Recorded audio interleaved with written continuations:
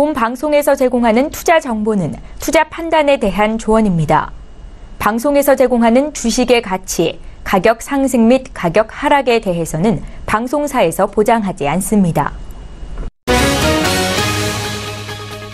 헤드라인 뉴스입니다. 뉴욕 증시에서 3대 지수는 미 연방준비제도의 통화정책 결정을 앞두고 일제히 마감 가격 기준 사상 최고치를 경신했습니다. 뉴욕 증권거래소에서 다우존스 지수는 전일보다 0.18% 상승한 22,370.80의 거래를 마쳤고 S&P 500 지수는 0.11% 높은 2,506.65에 나스닥 지수는 0.10% 오른 6,461.32의 장을 마감했습니다. 미국의 올해 2분기 경상수지 적자는 본원 소득수지 흑자 감소, 상품수지 적자 확대 등의 여파로 늘었습니다. 미 상무부는 2분기 경상수지 적자가 전분기 대비 8.5% 늘어난 1,231억 4천만 달러를 나타냈다고 발표했습니다. 월스트리트저널 조사치는 1,180억 달러였습니다. 지난 8월 미국의 주택 착공 실적은 예상 밖으로 감소했지만 착공 허가 건수는 늘었습니다. 미 상무부는 8월 주택 착공 실적이 전월 대비 0.8% 줄어든 118만 채를 기록했다고 발표했습니다. 월스트리트저널이 집계한 전문가들의 전망치는 2.6% 증가였습니다. 국제유가는 소폭 하락했습니다. 최근 오름세를 이어간 탓에 조정 압력을 받는 모습이었습니다. 뉴욕 상품거래소에서 서부 텍사스산 원유 WTI 10월 인도분은 전날보다 배럴당 0.9% 내린 49달러 48센트의 거래를 마쳤습니다. 시장 전문가들은 미국의 원유 재고가 250만 배럴 안팎으로 증가할 것으로 예상하고 있습니다.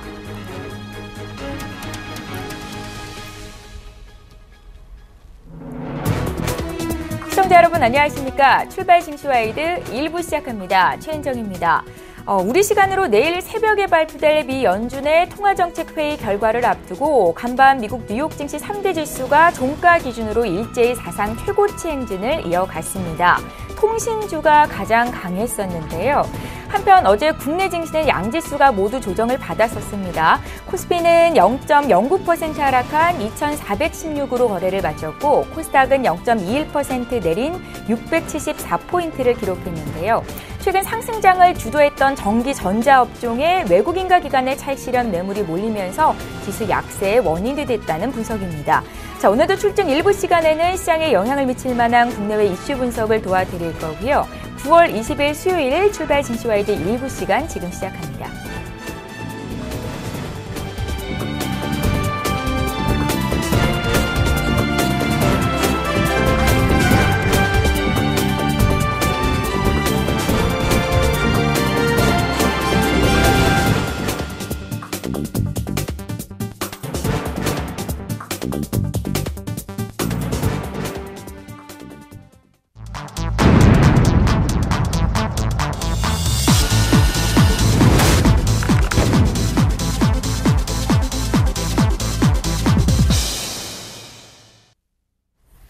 시장의 중심이 되는 이슈 꼼꼼히 점검해드리는 시간입니다. 신승용의 시그널 나우, 오늘 브레인코리아 인베스트의 신승용 대표 화상으로 연결해보겠습니다. 대표님 안녕하세요. 네, 안녕하십니까. 예, 반갑습니다. 미 연준의 통화정책회의 결정이 이제 하루 앞으로 다가왔습니다. 자산 축소 규모와 함께 또 추가 금리 인상에 대한 어떤 힌트가 나올지 시장에 관심이 모이고 있는데요. 이런 가운데 간밤 미국 뉴욕 증시 3대 지수가 또 한 번 일제히 사상 최고치로 마감이 됐었고요. 이번 FOMC 관전 포인트 어떻게 보십니까? 다들 알고 계시는 바와 같이 지금 현재 FOMC 회의 일단 이틀째, 하루는 이미 지났고요. 이틀째 이제 시작 앞두고 있는 그런 상황이다라고 보시면 될 것 같습니다. 시장 내의 어떤 그 전망 그리고 예상 크게 벗어날 가능성은 희박하지 않겠느냐라는 부분, 이런 부분들이 결국은 앞서서 최원정 앵커 말씀하셨다시피 미국 시장의 어떤 그 상승세 지속. 이런 부분에 강력한 뒷받침을 해주고 있다라는 말씀 드릴 수 있지 않을까 생각이 됩니다. 일단 옐런 의장의 기자회견, 우리 시간으로 오늘 저녁, 그러니까 내일 새벽이죠. 내일 새벽 2시경 지금 예정이 되어 있는 그런 상황, 이런 상황들 속에서 과연 실질적으로 이제 테이퍼링을 시작을 하겠느냐의 여부, 그리고 테이퍼링 양적 긴축으로 선회를 하게 된다라면 그렇게 된다라면 그 규모, 그리고 그 속도는 과연 얼마가 되겠으며 시장 내에서 지금 예상을 하고 있는 올 12월 정도의 추가 금리 인상 이에 대한 힌트 가능성 여부 아마도 시장 내 가장 큰 주목 사항이 아닐까 말씀드려 보겠습니다.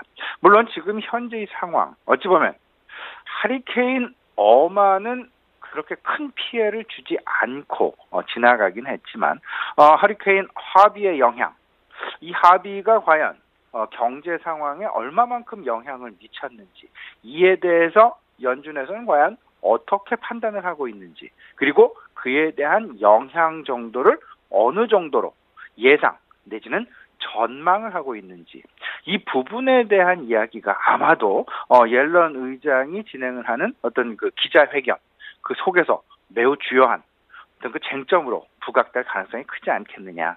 여기서 허리케인 그 하비에 대한 영향을 충분히 극복할 만한 펀더멘탈을 가지고 있고 그리고 최근 나타나고 있는 긍정적인 물가 상승률 이런 부분들과 맞물리게 되면서 그들의 통화 정책의 기조 시장에서 예상되는 상황 수준 이 정도로 계속해서 진행이 된다라면 오히려 시장은 안도랠리의 가능성이 높지 않겠느냐라는 부분 분명히 전망을 해볼 수 있지 않을까 말씀을 좀 드려보고요. 다만 지금 현재 4.5조 달러의 규모를 보유하고 있는 자산 이에 대한 축소 속도 지금 시장에서는 연간 최대 한 3천억 달러 정도를 예상을 하고 있는 것 같습니다. 이 부분들 물론 매우 점진적으로 그리고 매우 서서히 시장에 영향을 미치지 않을 정도의 자산 규모 축소를 하겠다라고 지금 그런 전망들이 많이 나오고 있긴 합니다만은 일단 그래도 아직 뚜껑을 열진 않았기 때문에 항상 좀 그 예의주시는 해야 되겠다 이런 말씀 좀 드려봅니다. 여기에 옐런 의장이 내년 2월이면 임기 만료죠. 그러다 보니까 지금 이제 뭐 후임자가 아직 그 선택 아직 그 예상이 되어 있지 그런 않은 상황에서 내년 2월 그 전에 아마도 그들이 이야기를 해 왔었던 9월에 어떤 그 자산 규모의 축소 시작 그리고 12월 정도의 어떤 그 추가 금리 인상 가능성 상당 부분 높아질 수 있을 것이다라는 부분 분명하게 옐런 의장의 퇴임과 맞물리게 되면서 아마도 이 부분 상당히 시장 내에 그 전망의 그 순서를 전망의 어떤 그 수위를 상당 부분 높여놓을 수 있다라는 부분 미리 좀 준비를 해놓으실 필요는 있어 보입니다. 여기서 지금 자산 축소와 관련해서 과연 우리의 관심이 이렇죠. 시장 내에서 가장 최대 수혜 업종은 무엇일까? 지난밤 미국 시장에서도 그랬고요. 그리고 월요일 밤 미국 시장에서도 그랬습니다. 일단 최대 수혜 업종은 은행주로 확인이 되면서 일단 은행주에 대한 어떤 그 상승세가 계속해서 나타나고 있고 이런 부분들은 지속될 가능성이 있지 않겠느냐라는 가능성. 우리 시장 내에 은행 업종으로의 어떤 그 글로벌 동조화 현상 분명히 기대해 볼 만한 그런 재료임에 틀림없다라는 부분 다시 한번 좀 확인을 해드리고 싶고요. 여기에 이제 그 연준에서 시장에서 예상하는 수준 정도의 어떤 그 자산 축소랄지 추가적인 금리 인상에 대한 힌트 여부 이런 부분에 대한 이야기와 지금 경제 현안에 대한 이야기가 나온다라면 지금 현재 진행되고 있는 어떤 그 달러화의 약세 부분 다들 알고 계시겠습니다만은 어젯밤에도 달러 인덱스 지금 91.75 정도로 연중 최저 수준 계속 지속이 되고 있는 그런 상황이 되겠습니다. 달러 인덱스의 90포인트대 어떤 그 하향세 지속 가능성 이런 부분들은 지난 1분기 그리고 작년 4분기 계속 옐런 의장도 그런 이야기를 했었고요. 미국 내 기업들의 실질적으로 달러화의 강세, 그 당시에는 달러화 강세가 상당히 심도 있게 진행이 됐었습니다. 무려 104포인트, 105포인트까지 진행이 되는 그런 상황들까지 나타났었으니까요. 근데 그 달러화의 강세 미국 기업들의 수출 경쟁력 약화에 따른 발목이 잡힐 가능성이 항상 좀 우려감으로 대두되었다라는 부분을 좀 기억을 해본다라면 지금 현재 시장 전망 수준의 어떤 FOMC 결과가 나온다라면 달러화 약세는 지속될 가능성이 높게 될 것이고 이런 부분들은 오히려 이제 조만간 닥쳐올 임박하고 있는 미국 기업들의 3분기 실적, 정점 논란을 둔화시킬 가능성이 있다. 오히려 기업 실적의 둔화 우려감을 상당 부분 희석시킬 가능성이 나오게 되면서 여기에 추가되는 부분이 하나 더 있죠. 트럼프 대통령에 대한 기대감, 결국은 법인세 인하 기대감과 맞물리게 되면서 3분기 실적 기대감이 동반작용을 하게 될 것이다. 이런 부분들이 전체적인 어떤 시장의 추가적인 상승 동력으로 작용될 가능성이 높을 것이다 라는 부분. 여기에 연말 소비 시즌에 대한 기대감 또한 시장 내 크게 작용할 가능성이 높을 것이다 라는 부분까지 가미가 된다라면 결국은 좀 업종별로 우리가 관심을 가져야 할 업종들 좀 좁혀지는 그런 분위기 나타날 수 있지 않을까 생각이 됩니다.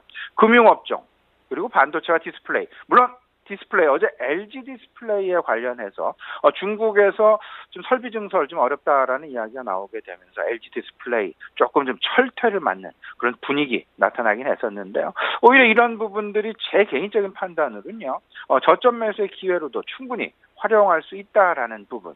따라서 다시 한번 정리를 해드리겠습니다. 금융업종이 이번 자산 축소 스탠스와 관련해서 가장 중요한 어떤 그 수혜주 부각 가능성이 높을 것이다라는 부분 한 가지. 그리고 연말 소비 시즌 3분기 실적, 반도체와 디스플레이, 그리고 더 나아가서 최근 신흥국 경기의 개선, 중국 경기의 개선과 맞물린 철강류 가격의 상승 지속, 이에 따른 포스코를 비롯한 철강, 그리고 원자재 가격, 이런 어떤 고려안도 마찬가지고요. 이런 소재주에 대한 관심 계속 필요해 보이고요. 헬스케어와 제약, 성장주의 한 축으로서 분명히 우리가 관심을 가져나가야 될 것이다라는 부분 정리가 될 수 있지 않을까 말씀드려봅니다. 예, 이번 비연준의 FOMC 결과가 시장의 전망을 크게 벗어날 가능성은 적다라는 관점으로 말씀 들어봤습니다. 미국 FOMC와 동시에 뉴욕에서는 유엔 총회가 개막을 하죠. 각국 정상들의 참석이 예정이 돼 있는 가운데 또 다양한 이슈들이 논의가 될 것으로 보입니다. 한반도 리스크와 관련한 북한의 기조 연설도 예정이 돼 있어서 긴장감이 감도는 상황에서 회의가 진행된 것이라고 예상이 되고 있는데요. 어떤 부분이 쟁점으로 떠오를까요, 대표님? 이게 이렇게 좀 보셔야 되겠죠. 이미 어제 지난밤 일단 그 개막이 됐습니다. 이번 미국 시간으로 25일까지 유엔 총회 진행이 되는데요. 어제 트럼프 대통령이 기조연설을 했죠. 여기서 북한과 관련된 강력한 그의 의지 발언, 시장 내 메시지를 던져주었다라는 부분. 동맹이 분명히 필요하다라는 그런 어떤 그 메시지 분명히 시장 내 전달이 되지 않았나.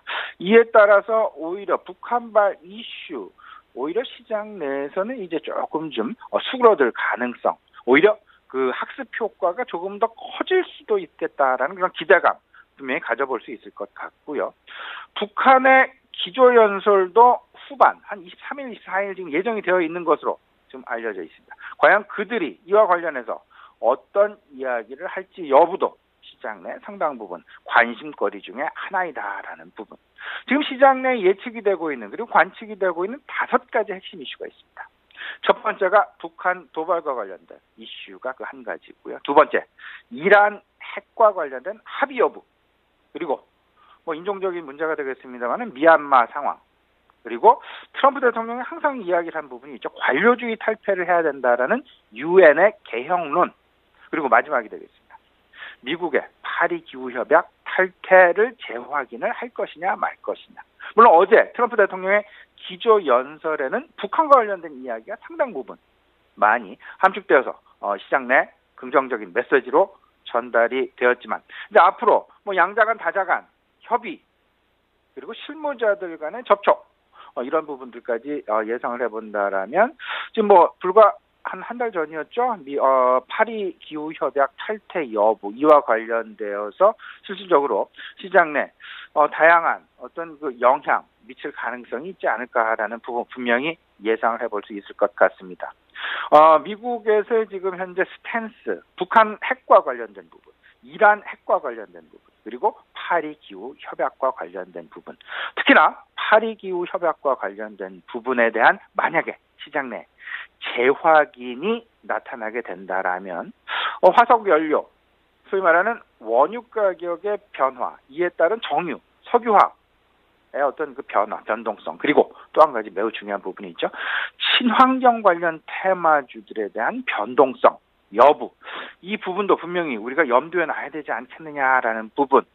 아울러서 지금 뭐 중국에서 어떤 그 북한 핵 이슈와 관련된 어떤 그 협조 여부, 이런 부분들이 우리 시장 내 상당 기간, 오랜 기간 하방 압력을 가해 왔었던 사드 관련 피해주들 반등 가능성도 우리가 충분히 기대해 볼 만하지 않을까, 우리 시청자 여러분 같이 한번 생각을 해보셨으면 좋겠습니다.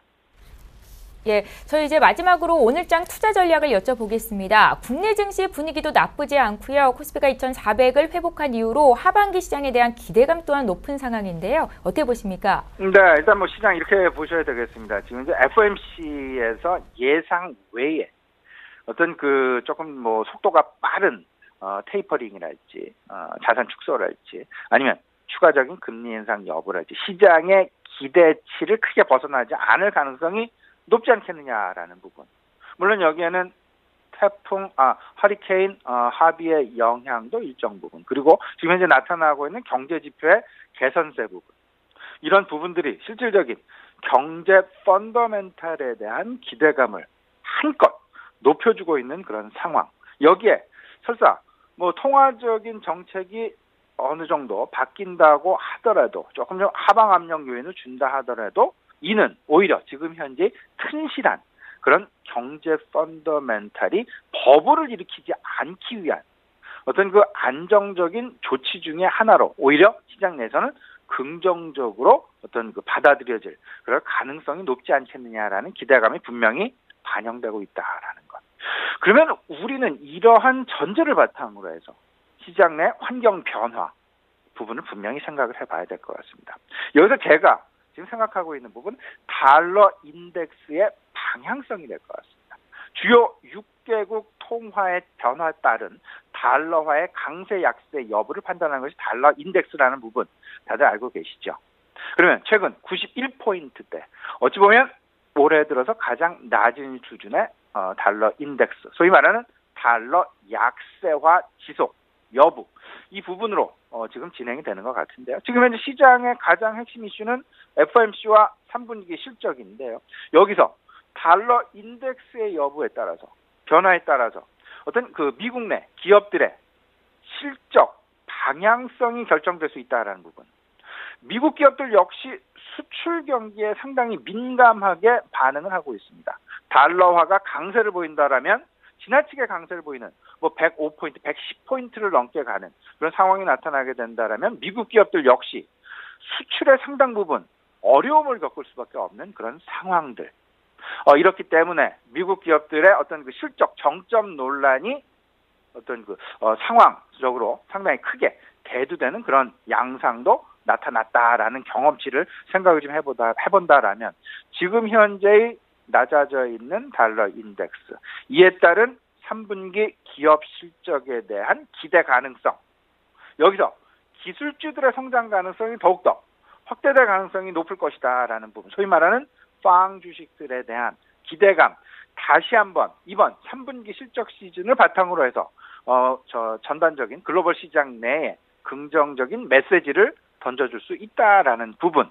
그러면 결국은 금융주, 앞서서 말씀을 드렸죠. 그리고 성장주에는 IT, 그리고 헬스케어가 자리를 잡고 있다라는 부분.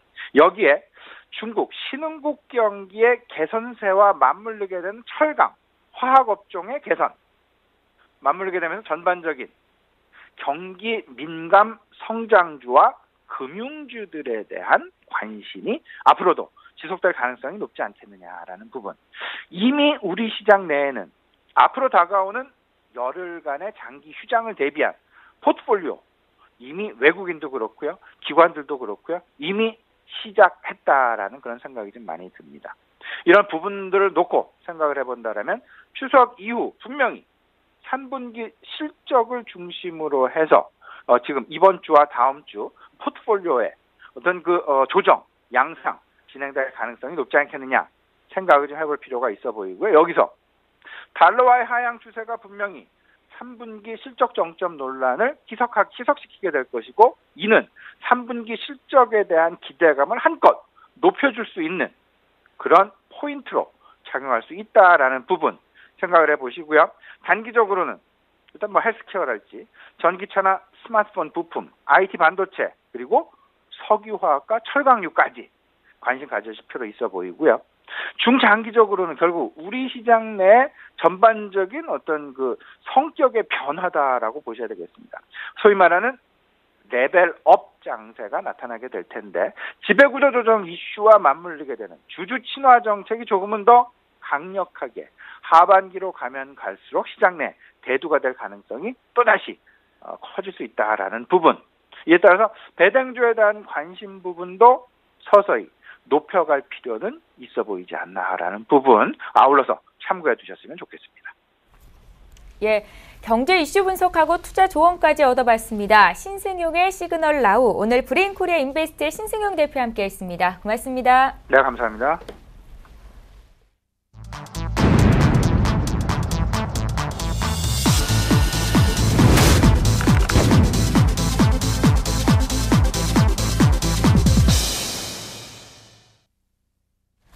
예, 이번에는 국내 시장 쟁점을 보다 구체적으로 분석해 보겠습니다. 라이브 이슈타임 시간이고요. 한국투자증권의 김건진 차장 만나볼게요. 차장님 안녕하세요.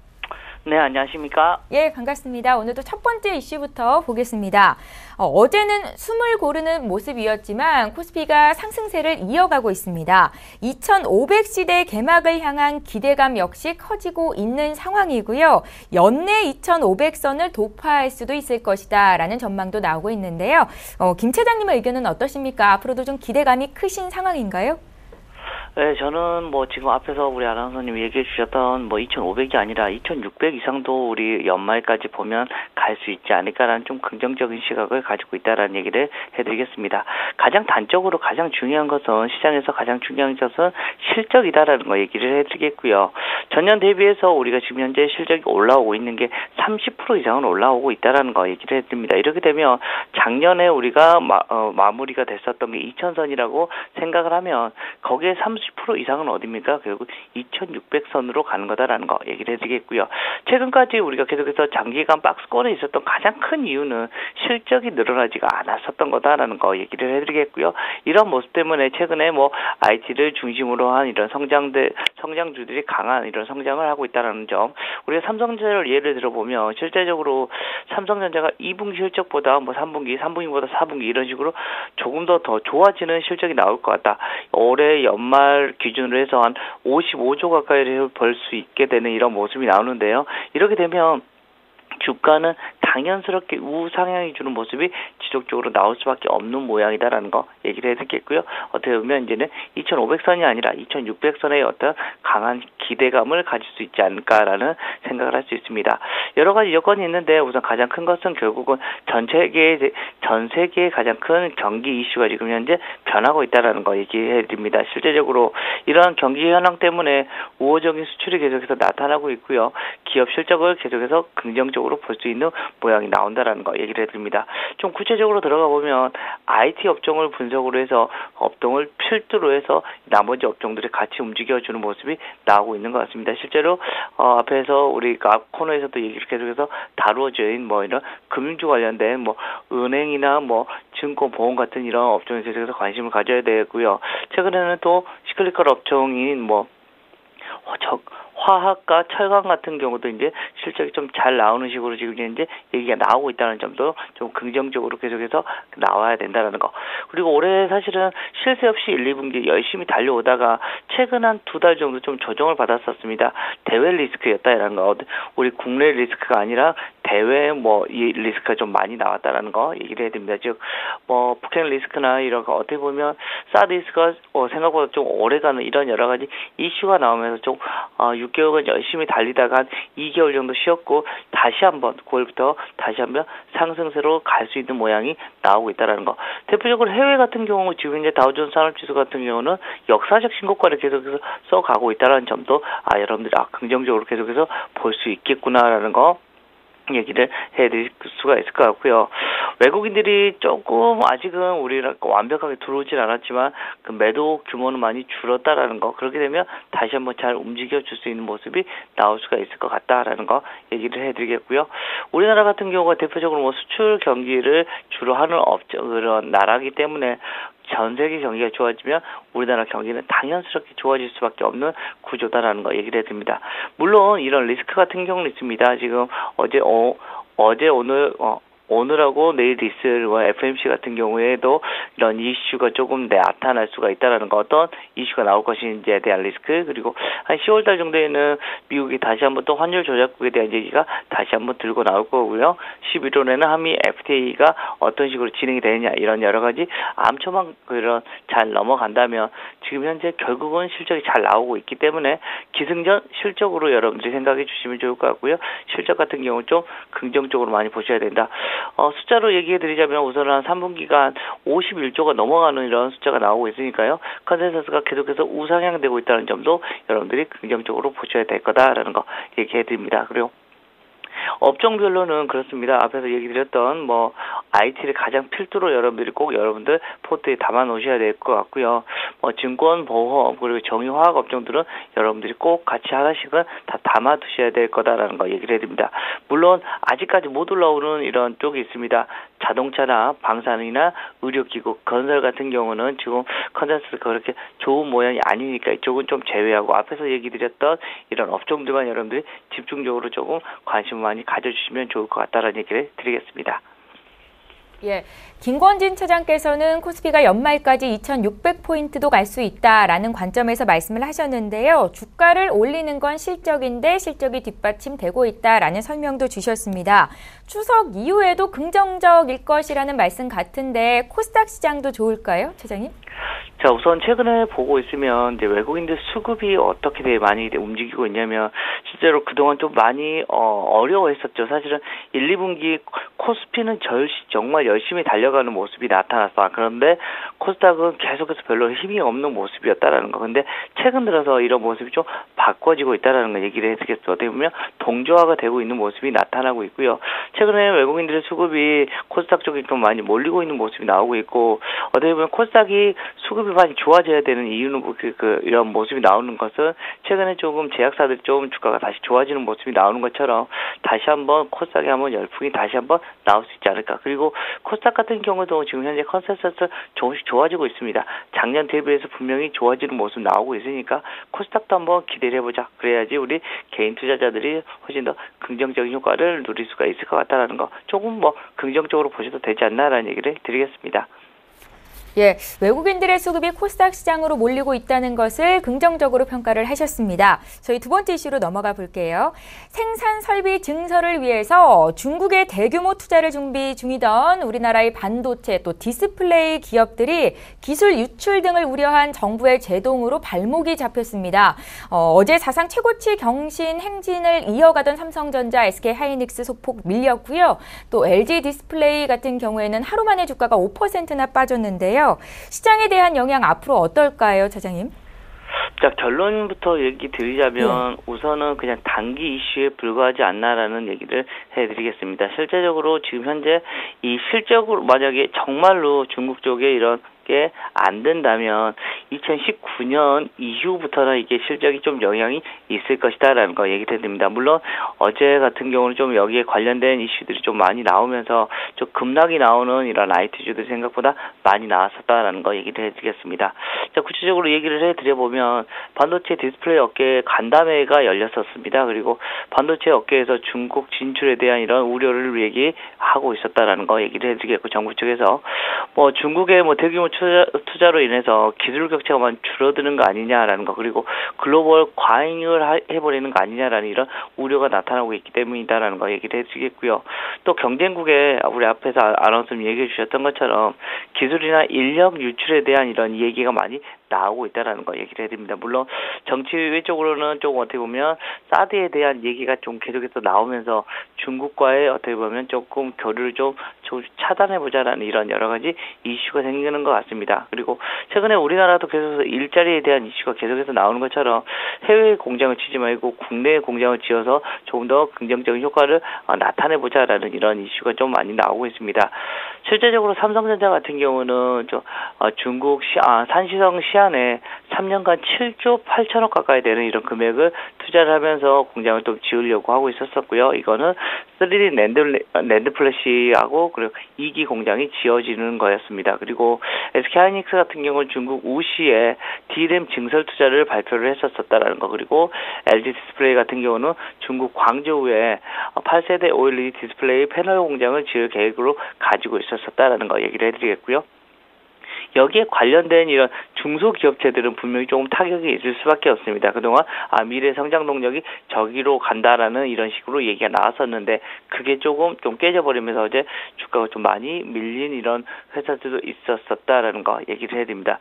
실제로 지금 기업이 하는데 왜 정부가 이렇게 나서는 거야? 라고 얘기를 하는데 실제적으로 D램과 낸드 플래시 그리고 OLED 같은 경우는 국가 핵심 기술로 지정이 되어 있습니다. 즉 지정이 되어 있기 때문에 수출 시에 정부에 어떻게 보면 승인을 받아야 된다라는 거 얘기를 해드리겠고요. 만약에 승인을 받지 못해버리면 해외에서 해당 기술로 어떤 제품을 만들거나 이런 제품을 생산할 수도 없는 이런 구조가 돼버린다. 그래서 아무 공장을 지을 필요가 없게 되는 거다라는 거 얘기를 해드릴 수가 있을 것 같고요. 그렇지만 어찌됐든 삼성전자, SK하이닉스 같은 경우 올해 연말까지도 계속해서 실적은 가장 좋은 모양이 분명히 나올 수가 있을 거다라는 거 얘기를 해드리겠고요. 어떻게 보면 이런 모습에 조금 그동안에 우리가 한국과 중국의 조금 관계가 조금씩 좀 서먹서먹해지는 이런 모습 때문에 좀 이걸 증폭시키는 결과가 나타날 수 있을 것 같으니까요. 좀 시간이 어떻게 보면 흘러가면 당연스럽게 원래 아마 계획대로 흘러가 줄 수 있지 않을까라는 거. 어떻게 보면 지금 좀 급락한 모양이 나온 것은 일시적인 현상이 나오니까요. 어떻게 보면 하나 조금 빠지면 어떻게 보면 조금씩 매수를 해줘야 되는 모양이라. 어떻게 보면 가장 주도주들이 어떻게 보면 살짝 조정이 나올 수 있는 이런 시점이니까요. 여러분들한테는 좀 좋은 매수 기회가 될 수도 있지 않을까라는 얘기를 드리겠습니다. 예, 잘 알겠습니다. 이제 세 번째 이슈로 넘어가 볼 텐데요. 앞서서 코스닥 시장도 기대해 볼 만하다라는 말씀을 주셨었는데 코스닥 시가총액 1위부터 10위권 내에 있는 종목들을 보면 반 이상이 제약 바이오주입니다. 최근에 제약 바이오주가 연일 뜨겁게 달아오르고 있는데요. 일각에서는 제약 바이오주에 대한 시각이 원래 그런 건데 상승을 많이 했는데 주가가 이게 거품이다라는 의견입니다. 제약 바이오주 그래도 한 종목 정도는 담아야 되지 않나라는 시각이 우세한 것 같은데요. 차장님의 의견은 어떠신가요? 네, 그렇습니다. 실제적으로 우리가 늙고 병든다라는 건 여러분들 다 알고 계십니다. 예전같이 그냥 좀 무병장수였으면 정말 좋겠지만 이제는 어떻게 됐냐면 유병장수입니다. 실제적으로 병이 있으면서 조금 오래 살게 되는 이런 구조로 간다라는 거 얘기를 해드리겠고요. 우리나라 같은 경우는 실제로 출산율보다 이제 어떻게 보면 노령으로 들어가는 인구가 훨씬 더 많아지고 있다는 점 여러분들 잘 기억해 주셔야 됩니다. 이렇게 되면 결국은 우리 신약 제약 업체들 같은 경우는 제약 바이오 업체들은 계속해서 우리가 관심을 가질 수밖에 없다라는 거 얘기를 해드립니다. 실제적으로 최근에 글로벌 신약 파이프라인을 보유한 제약 바이오가 크게 상승을 하면서 일각에서는 좀 너무 고평가된 거 아니냐라는 이런 얘기가 많이 나오고 있습니다. 실제적으로 최근에는 제약 바이오 기업이 가시적인 신약 개발을 발표가 아닌 비슷한 모델 신약이 해외에서 개발됐다라는 이것만으로도 주가가 막 움직였고 임상 진행 상황에 따라서 국내 제약 바이오주에 대한 기대 심리가 최근에 좀 많이 반영이 되면서 상향되는 모습이 많이 나타나고 있다는 거 얘기를 해드리겠습니다. 대표적으로 그렇습니다. 코스닥 대장주 셀트리온 같은 경우도 최근에 유방암 치료제 바이오시밀러 허즈마의 그런 국내 처방 시작하고 이전 상장 이번 달 말에 거래소로 이전 상장에 대한 이슈를 타고 주가 최근에 좀 많이 올랐다는 게 사실입니다. 그렇지만 지속적으로 아직까지 계속해서 상승 쪽으로 여러분들이 바라보실 필요가 있고요.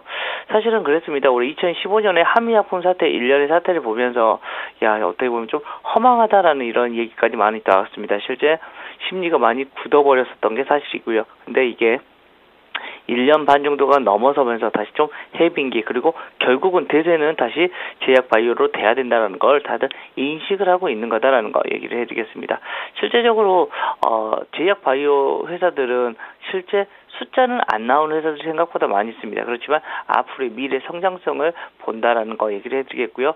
우리가 그 숫자를 좋아하시는 우리 실적을 좋아하시는 분들은 좀 실적 나오는 회사들도 분명히 있습니다. 뭐 대표적으로 뭐 유나이티드 제약이나 뭐 휴원수 환인제약 같은 주식 같은 경우는 영업 실적 같은 것도 잘 나오고 있고요. 그 글로벌 신약 같은 거 신약 개발주를 좀 좋아하는 이런 우리 투자자들은 한미약품이 대표적으로 나오고 그다음에 최근에 가장 핫했던 신라제, 뭐 메디포스트 같은 뭐 바이로메드, 제넥신, 아이진, 뭐 펩토론 같은 이런 여러 가지 이슈가 나오고 있고요.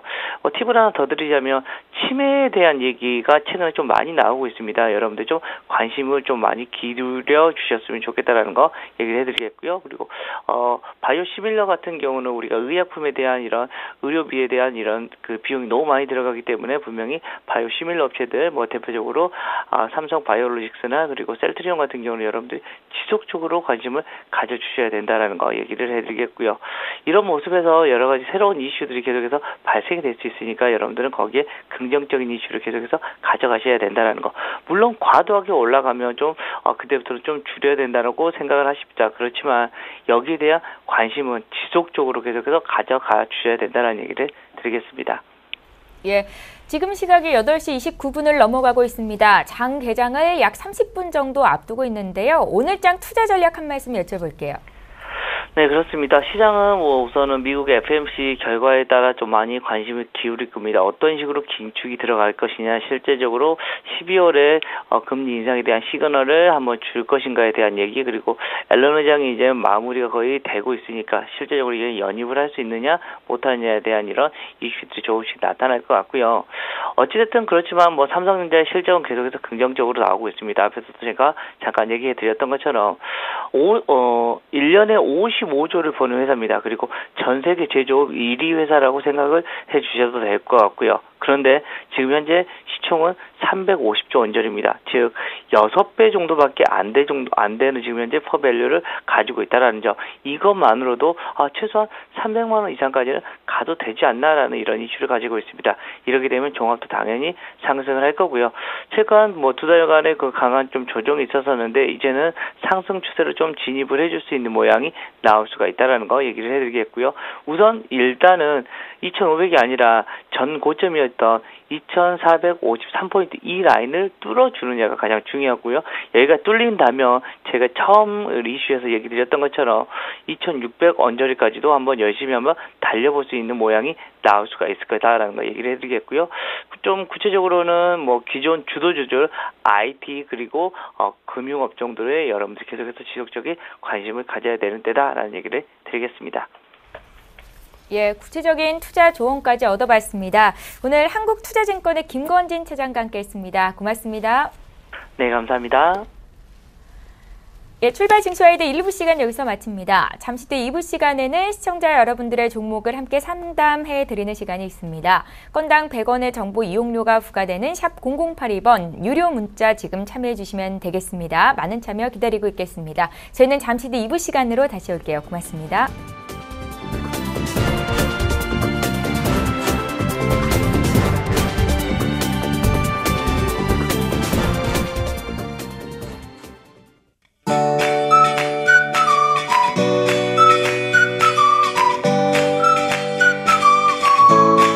안녕하세요. K웨더 라이프스타일 예보 남유식입니다. 바람이 불고 비가 내리며 요란했던 어제와는 달리 오늘 아침 선선하고 맑은 날씨로 시작했습니다. 위성 영상 보시면 현재 구름만 다소 지나고 있는 모습입니다. 하지만 중부지방의 경우 오늘도 일교차가 크게 벌어집니다. 서울의 일교차 10도로 아침 저녁으로는 쌀쌀해지는 만큼 옷차림에 유의하시기 바랍니다. 또 국외에서 발생한 대기오염 물질이 남서풍을 따라 유입되면서 미세먼지 신경 쓰셔야 됐는데요. 오늘 미세먼지 농도 환경부 기준 남부지방을 중심으로 한때 나쁨 수준을 예보했습니다. 오후가 되면서 미세먼지 농도는 낮아져 보통 단계를 회복하겠습니다. 오늘 우리나라는 중국 북부지방에서 남동진하는 고기압의 영향을 받겠습니다. 그럼 자세한 지역별 오늘 날씨는 나절 예보를 통해 알아보겠습니다. 중부지방 맑은 가을 날씨 보이겠습니다. 낮 최고 기온 서울 25도, 인천 23도가 예상됩니다. 동해안 지방 한낮에 속초 25도, 강릉 26도로 영동 지방 더위 없이 선선하겠습니다. 남부지방 제주는 흐리다 점차 구름 많아지겠고 낮 최고 기온 광주 26도, 대구 27도까지 오르겠습니다. 바다의 물결 동해상에서 최고 4m로 높게 일겠습니다. 한편 모레 금요일에는 제주도에 비가 내리겠는데요. 그 밖의 지역은 주말까지도 완연한 가을 날씨가 전망됩니다. 일교차가 큰 환절기라는 점은 염두해 주시기 바랍니다. 지금까지 기상정보였습니다. 본 방송에서 제공하는 투자 정보는 투자 판단에 대한 조언입니다. 방송에서 제공하는 주식의 가치, 가격 상승 및 가격 하락에 대해서는 방송사에서 보장하지 않습니다.